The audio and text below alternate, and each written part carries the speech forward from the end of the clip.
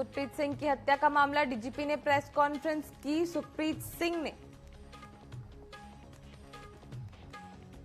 Police के प्रयासों की सराहना।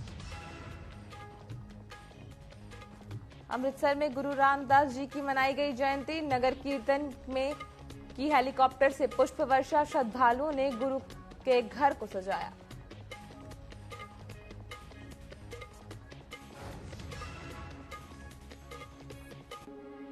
HSSC के कैलाश गांव में 2 दोस्तों का हुआ चयन, पिता के दिहाड़ी मजदूरी करने को बेटे के सपने को किया साकार।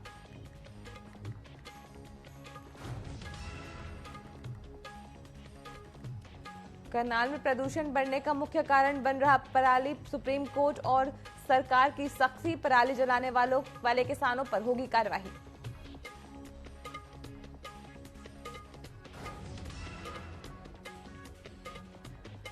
हरियाणा में पराली जलाने की लगातार घटनाएं बढ़ी, मेडिकल कॉलेज में नेत्र योग ओपीडी की 60% बड़ी घटनाएं, डॉक्टरों की सलाह चश्मा पहनकर बरते सावधानी।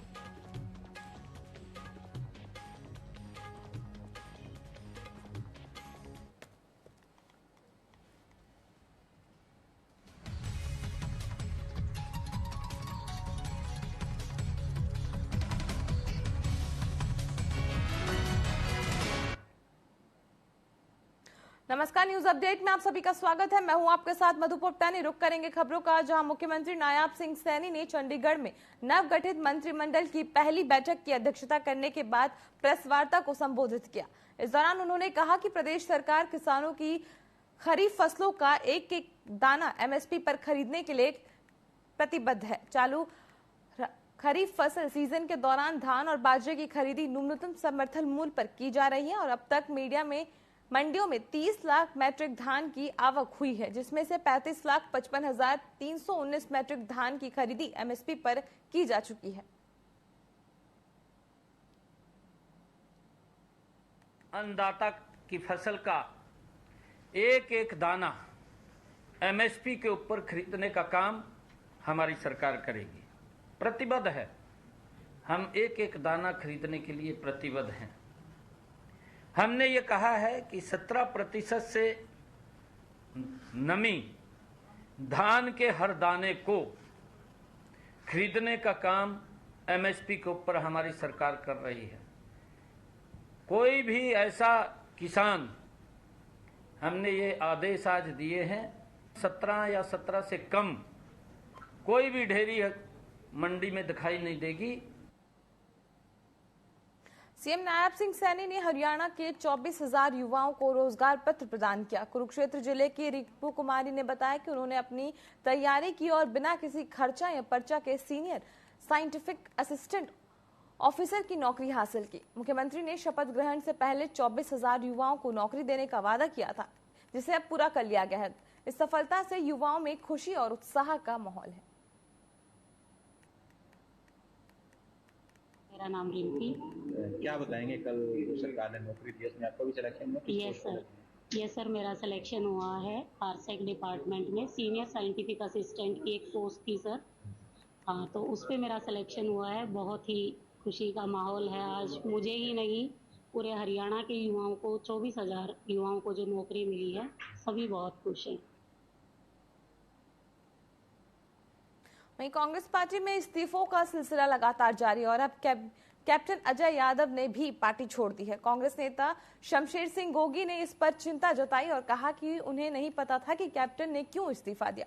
उन्होंने पहले किरण चौधरी के जाने से नुकसान का भी जिक्र किया। वहीं पार्टी हाईकमान से ध्यान देने का आग्रह किया। गोगी ने कहा कि अगर सभी नेता एक एक करके निकलेंगे तो पार्टी में कोई नहीं बचेगा। उन्होंने बताया कि हार की जिम्मेदारी हमारी है, न कि उन लोगों की जिन्होंने हमें हराया।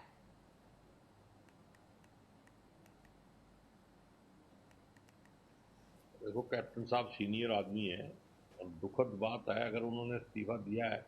क्या कारण है, उनकी क्या बात हुई, क्या नहीं हुई, उसका तो मेरे को ज़्यादा जानकारी नहीं है।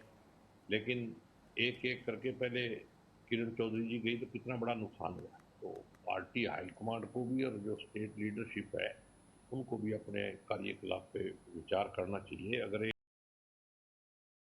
एक करके सब निकल जाएंगे तो फिर पार्टी में रहेगा।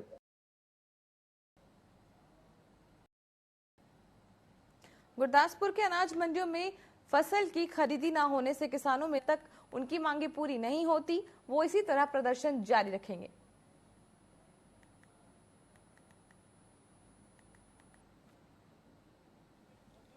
पर ਮੰਡੀਆਂ ਵਿੱਚ ਜਿਹੜੀ ਹੈ ਆੜਤੀਏ ਕਹਿੰਦੇ ਨੇ ਵੀ ਸਾਡੇ ਕੋਲ ਸਰਕਾਰੀ ਏਜੰਸੀਆਂ ਆ ਨਹੀਂ ਰਹੀਆਂ ਮਾਲ ਚੁੱਕਣ ਵਾਸਤੇ, ਔਰ ਆੜਤੀਏ ਕਹਿੰਦੇ ਨੇ ਵੀ ਸ਼ੈਲਰਾਂ ਵਾਲੇ ਜਿਹੜੇ ਕਹਿੰਦੇ ਵੀ ਅਸੀਂ ਆਪਣਾ ਧਾਨ ਝੋਨਾ ਨਹੀਂ ਲਵਾਉਣਾ ਕਿਉਂਕਿ ਸਾਡੇ ਕੋਲ ਪਿਛਲੇ ਸਾਲ ਦੇ ਜਿਹੜੇ ਚੌਲ ਆ ਜਿਹੜੇ ਉਹ ਅਜੇ ਪਏ ਨੇ।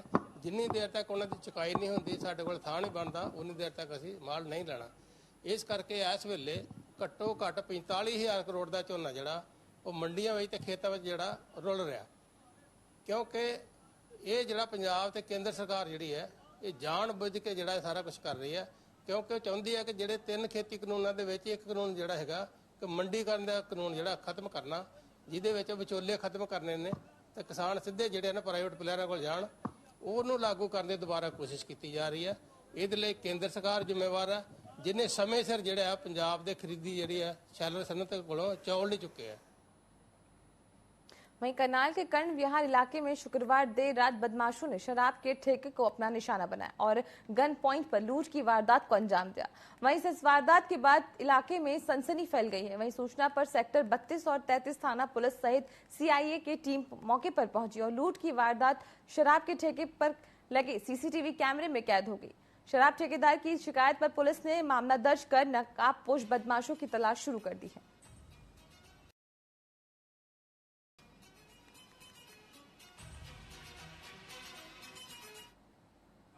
तलवाड़ी का जी। कौन सा नशा किया था? हाँ जी। कौन सा नशा किया था? गांजा पिया था। कहाँ से पिया था? हाँ जी, जो बूढ़े खेड़े थे। वो मोटरसाइकिल पे था? हाँ जी। कहाँ के रहने वाले हो तुम? मैं जी आर के प्रमुख हूँ। तो पहले भी करी ऐसे लूटपाट या पहली बार करी है तुमने? मैं तो पहली बार आया जी। वो पहले भी करता है? मुझे नहीं पता, मैं तो पहली बार उसके साथ आया। वो सेफ्टी है तो सर टॉयलेट करके जैसे ही मैं ट्रैक्टर बैठ गया, भाई आने वाला था। ये 2-3 बंदे थे, बाइक से उतरे और एक को भाई ने पकड़ लिया, एक को म्यूजी ने पकड़ लिया और इन्होंने 2 चाकू थे वो तेजदार और पेट पे लगा दिए कि बोलने लगे कि जितने पैसे सब दो और ये वो मोबाइल दो। जब भी सर मैंने रोल मचा दी, ये गुरुद्वारे वाले भाई आ रहे जा रहे थे, ये रुके तो इन्होंने एक को पकड़ लिया, बाकी 2 को।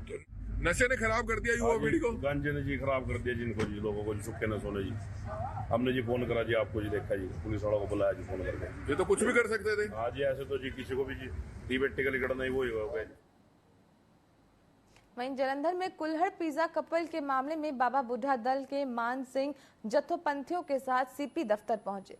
वहां उन्होंने मीडिया के साथ मिलकर पुलिस अधिकारियों से बातचीत की। मान सिंह ने कहा कि उनका उद्देश्य पंजाब में गंदगी को खत्म करना है और वो इस मुद्दे पर कार्रवाई की मांग कर रहे हैं। उन्होंने पुलिस से अपील की कि वो इस मामले में जल्द से जल्द उचित कदम उठाए और वहीं उन्होंने आगे कहा कि स्वच्छता की दिशा में सख्त कदम उठाने की जरूरत है।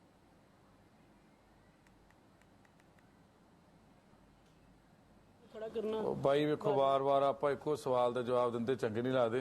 साडा मकसद आ भी जो आईडिया से उन्होंने गंद पाया या यूट्यूब से या इंस्टाग्राम से या स्नैपचैट से अं वो सारा कुछ डिलीट करवाना।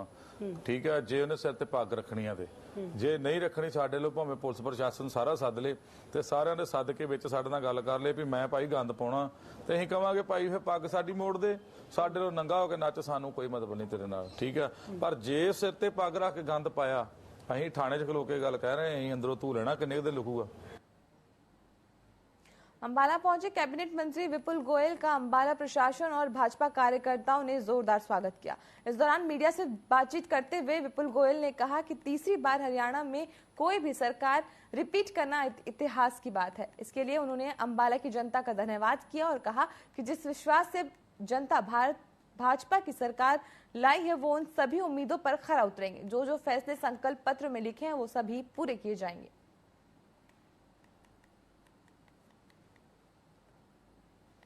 पूरे हरियाणा की जनता का आपके चैनल के माध्यम से धन्यवाद करूंगा कि इतिहास रचने का काम किया। तीसरी बार भारतीय जनता पार्टी की सरकार, किसी भी पार्टी की सरकार तीसरी बार रिपीट करना हरियाणा के अंदर इतिहास है। हरियाणा की जनता ने आज इतिहास रचा है और भारतीय जनता पार्टी की सरकार को तीसरी बार रिपीट किया पूर्ण बहुमत से। उनका कोटि कोटि धन्यवाद। और यही कहना चाहूंगा, जिन उम्मीदों से और जिन आशाओं से उन्होंने भारतीय जनता पार्टी को बहुमत देकर तीसरी बार राज करने के लिए भेजा है, तो उनकी उम्मीदों पर खरा उतरने का काम करेंगे। पूरे हरियाणा की जनता का आपके आजकल प्रदूषण लगातार बढ़ता जा रहा है, जिसमें आंखों में जलन हो रही है। इसका एक सबसे बड़ा कारण पराली का जलना बताया जा रहा है। इसे लेकर सुप्रीम कोर्ट और सरकार सख्त है। पराली जलाने वाले किसानों के खिलाफ कड़ी कार्रवाई की जा रही है। हरियाणा सरकार के कृषि विभाग का निर्देश है कि अगर कोई किसान पराली जलाता है तो उसका फाइन लगाना होगा, मामला भी दर्ज होगा। इतना ही नहीं, उस किसान का मेरी फसल मेरी ब्यौरा पोर्टल पर रेड एंट्री हो जाएगी, जिसके बाद से वो किसान मंडी में अपनी धान या गेहूं की फसल नहीं बेच पाएगा। किसान पराली न जलाए, इसके लिए सरकार पूरा प्रयास कर रही है और सख्त भी है।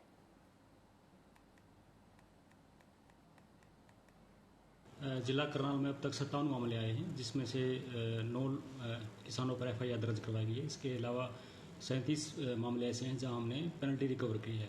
करनाल में अभी तक 1,07,000 रुपये की पेनल्टी रिकवरी कर ली गई है।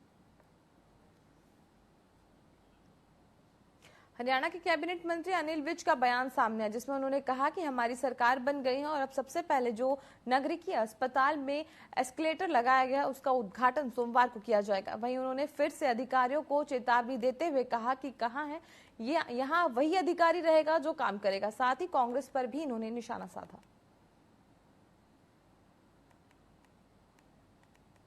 तो सो के जाग रहे हैं, तो वो उच्चतम न्यायालय के क्या आदेश हैं, क्या है, उनको देखा जाएगा, उसके मुताबिक काम होगा। सुरजेवाला ने आंदोलन की धमकी दिया, अगर ये जो सरकार ने पराली जलाने का फैसला वापस ना लिया तो हम आंदोलन करेंगे। करो, अब 5 साल तुमने यही करना है, करते रहो। तुम्हें जनता ने तो नकार दिया। जब तुम्हें जनता की जरूरत थी तब तो जनता तुम्हारे साथ आई नहीं। तुमने बहुत बहकाया, कई नैरेटिव तय किए, सारे फेल हो गए। तुमने कहा एंटी इनकम्बेंसी है, 6-6 फुट उछल के तुम बोलते थे और बापू बेटा रोज मुख्यमंत्री बन के सोते थे। करनाल में आज फिर पराली जलती हुई दिखाई दी है। बड़ा गांव के नजदीक ये पराली जलती हुई नजर आई है, जिसकी काफी धुआं भी देखने को मिला। किसानों की इस ओर ध्यान देने की जरूरत है और पराली में आग नहीं लगानी चाहिए। अब तक पराली जलाने के कुल 57 मामले सामने आ चुके हैं। करीब 1,07,000 का जुर्माना लग चुका है। वहीं 9 किसानों के खिलाफ FIR भी हो गई है, पर यह पराली जलाने का मामला कम होने का नाम नहीं ले रहा।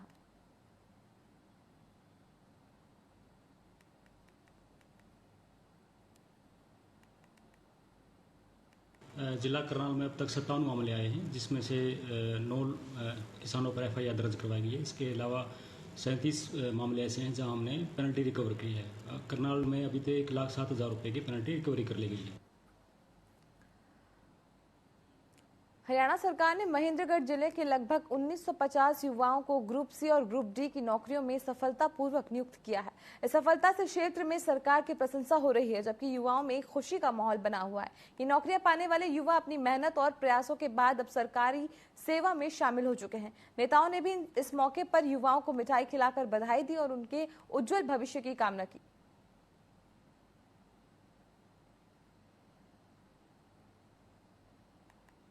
हमारे यशस्वी मुख्यमंत्री नायब सिंह सैनी ने कहा था कि पहली कलम से मैं इनका रिजल्ट निकालूंगा और इनको नौकरी दूंगी। वैसे ही उनकी कथनी और करनी में कोई अंतर नहीं है। उन्होंने पहली कलम से ये कार्य किया और हमारे महेंद्रगढ़ के 1980 बच्चे सी और डी ग्रुप की नौकरियों में लगे हैं। वहीं हरियाणा में पराली जलाने की घटनाएं लगातार बढ़ती जा रही, जिसमें करनाल के कल्पना चावला मेडिकल कॉलेज के नेत्र रोग की OPD में 50 से 60% बढ़ोतरी हुई है। मरीजों की आंखों में जलन, आंखों का लाल होना जैसी समस्याएं आम हो गई है। डॉक्टर का कहना है कि किसानों को पराली नहीं जलानी चाहिए और आम लोगों को चश्मा पहनने और सावधानी से वाहन चलाने की सलाह डॉक्टरों ने दी है। धुएं के कारण शाम के समय प्रदूषण बढ़ जाता है, जिससे सड़क दुर्घटनाओं की संख्या बढ़ जाती है।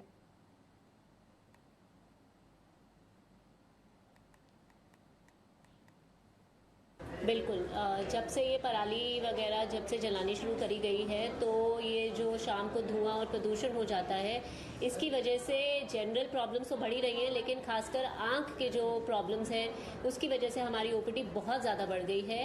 ये धुएं की वजह से आँख में जलन, आँख में लाली, आँख से पानी आना इतना ज़्यादा कि आँख खोल ही नहीं पाते।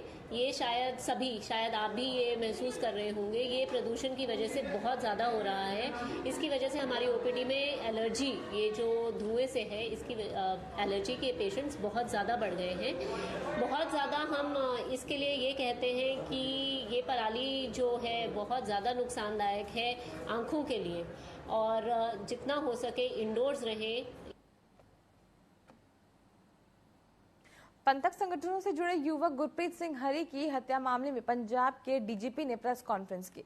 इस दौरान पीड़ित परिवार का बयान भी सामने आया है। गुरप्रीत के चचेरे भाई सुखप्रीत सिंह ने कहा कि पुलिस ने अच्छा काम किया और मामले में शामिल सभी आरोपियों को जल्द से जल्द गिरफ्तार करना चाहिए। उन्होंने ये भी स्पष्ट किया कि किसी भी दोषी को बख्शा नहीं जाना चाहिए और किसी निर्दोष को फंसाने का प्रयास नहीं होना चाहिए। सुखप्रीत ने विश्वास जताया कि पुलिस उचित कार्यवाही करेगी ताकि न्याय सुनिश्चित किया जा सके। परिवार ने इस मामले में पुलिस के प्रयासों की सराहना की और निष्पक्ष जांच की मांग की है।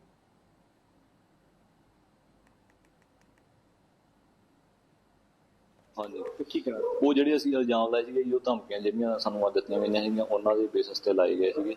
ਸੋ ਦੇਖੋ ਜਦੋਂ ਵੀ ਕੋਈ ਇਹ ਜੀ ਘਟਨਾ ਵਾਪਰਦੀ ਹੈ ਤੇ ਉਹ ਆਪਣਾ ਜਿਹੜਾ ਸ਼ੱਕ ਆ ਉਧਰ ਜਾਣਾ ਸੁਭਾਵਿਕ ਕਿ ਜਿੱਧਰੋਂ ਆਪਾਂ ਨੂੰ ਧਮਕੀਆਂ ਜਾਂ ਕੋਈ ਥ੍ਰੈਟਸ ਆ ਰਹੀ ਹੁੰਦੀ ਹੈ। ਸੋ ਉਹਦੇ ਬੇਸ ਤੇ ਅਸੀਂ ਇਹ ਗੱਲ ਕੀਤੀ। ਨਾਮ ਹੈ ਜਿਹੜੇ ਬੰਦਿਆਂ ਵੱਲੋਂ ਧਮਕੀਆਂ ਦਿੱਤੀਆਂ? ਧਮਕੀਆਂ ਵੇਖੋ ਜੀ, ਇੱਕ ਵੀਡੀਓ ਸਰਕੂਲੇਟ ਮੀਡੀਆ ਦੇ ਵਿੱਚ ਹੋ ਹੀ ਰਹੀ ਆ, ਉਹ ਕਾਫੀ ਹੋ ਚੁੱਕੀ ਆ। ਉਹ ਪੁਲਿਸ ਦੇ ਕੋਲ ਵੀ ਹੈਗੀ, ਪ੍ਰਸ਼ਾਸਨ ਦੇ ਕੋਲ ਵੀ ਹੈਗੀ। ਪਿੱਪਲ ਸਿੰਘ ਨਾਂ ਦਾ ਜਿਹੜਾ ਇੱਕ ਆਸਟ੍ਰੇਲੀਆ ਤੋਂ ਬੰਦਾ। करनाल के ब्राह्मण माजरा गांव के पास नहर में करीब 40 वर्षीय महिला का शव मिला है। दरअसल महिला शव बहते हुए नगदू थाना क्षेत्र में आया। लोगों ने नहर में शव बहता देख पुलिस को सूचना दी। मौके पर पहुंची पुलिस ने शव को नहर से निकाल लिया, लेकिन अब तक महिला की पहचान नहीं हो पाई है। वहीं पुलिस मामले की जांच कर रही है।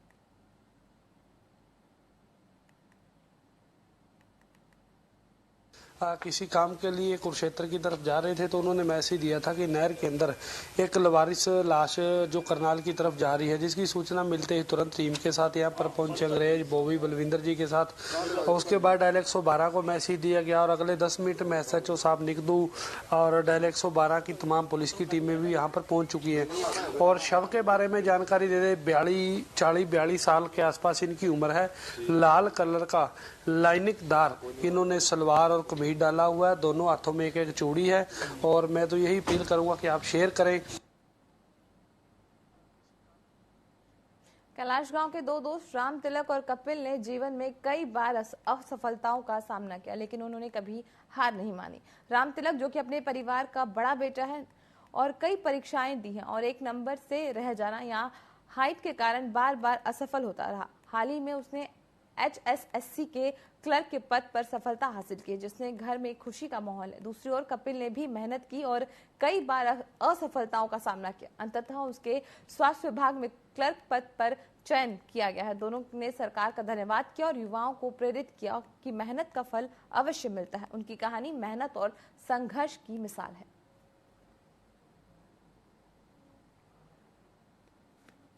और मेरा भी सिलेक्शन अभी हाल में क्लर्क विभाग में ही हुआ है। मैं पहले से ही D ग्रुप कॉमन कैडर में कार्यरत हूँ। सर, एक्चुअली मैं मिडिल क्लास फैमिली से बिलोंग करता हूँ और मैंने भी मतलब 2018 से अपनी तैयारी स्टार्ट करी। भाई मतलब चल देखते हैं भाई अगर गवर्नमेंट जॉब मतलब मिल जाती है तो अच्छा होगा। तो उसके बाद मेरे भी जैसे हरियाणा पुलिस का 2 टाइम मतलब पेपर क्लियर हुआ 2 बार। मैं भी हाइट में रह गया, तो उसके बाद भी मेरे जैसे पेपर वगैरह क्लियर होते रहे। मैं मतलब फाइनल लिस्ट में 1 आधे नंबर से रह जाता था। मेरा अभी मतलब पीछे अभी मतलब मार्च के अंदर D ग्रुप कॉमन कैडर में फाइनल सिलेक्शन हो गया था और मैं डिविजनल कमिश्नर में कार्यरत था SDM ऑफिस करनाल में उनके थ्रू। और अभी हाल में कल मतलब शाम को हमारा रिजल्ट आया तो मेरा क्लर्क में फाइनल सिलेक्शन हो गया और हेल्थ डिपार्टमेंट मेरे को मिला है। सर, मेरा बेटा बहुत मेहनत कर रहा था, 5 सालों से कर रहा था जी। ये परमात्मा ने भी इसका नंबर पड़ा जी। और इसका नाम राम तिलक है जी। इसके पापा का नाम सुशील है जी। छोटे छोटे थे उस टाइम गुजर गया था जी। न्यूज अपडेट में फिलहाल के लिए इतना ही। अब बने रहे TV24 के साथ। नमस्कार।